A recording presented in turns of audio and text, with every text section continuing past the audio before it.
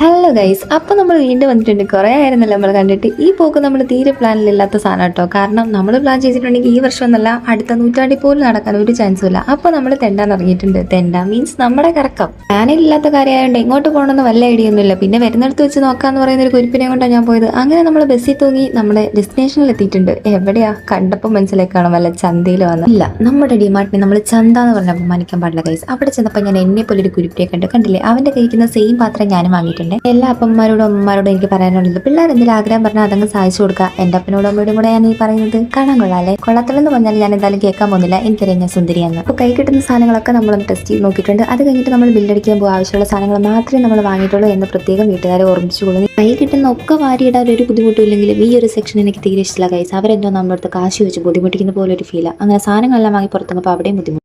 അകത്തും പുറത്തും എല്ലാം ബുദ്ധിമുട്ടായതുകൊണ്ട് നമുക്ക് അവനെ തിരിച്ചു പോകുന്ന ഒരു തീരുമാനത്തിലെത്തി. അങ്ങനെ ഞങ്ങളൊരു ബസ്സും പിടിച്ച് നേരെ അങ്ങ് പോവാട്ടോ. ഒന്ന് പോയി കിടക്കണമെന്ന് വിചാരിച്ചതാ. പക്ഷെ വയറപ്പോഴത്തേക്ക് ഒരു ചോദ്യം ചോദിച്ചു, നീ മാത്രം സുഖിച്ചാൽ മതിയോ, എനിക്കും വല്ലതും തിന്നാൻ തരണ്ടേ എന്നൊരു ചോദ്യം ആയപ്പോഴത്തേക്കും പാവല്ലേ വല്ലം കൊടുത്തേക്കാം എന്ന് വിചാരിച്ചിട്ട് ഞാൻ പോയിട്ട് ഒരു എഗ് റൈസ് കഴിച്ചു. ഇതൊക്കെ കണ്ടിട്ട് എനിക്ക് ആക്രാന്തമൊന്നും വിചാരിക്കരുത്. കാരണം വേഗം പോയി കിടന്നുറങ്ങാനുള്ള തത്രപ്പാടിലായിരുന്നു ഞാൻ. അങ്ങനെ അതെല്ലാം കുത്തിക്കെട്ടി വായിലാക്കി. ഇനി പോയി കിടന്നുറങ്ങട്ടെ. അപ്പോൾ ഒറ്റ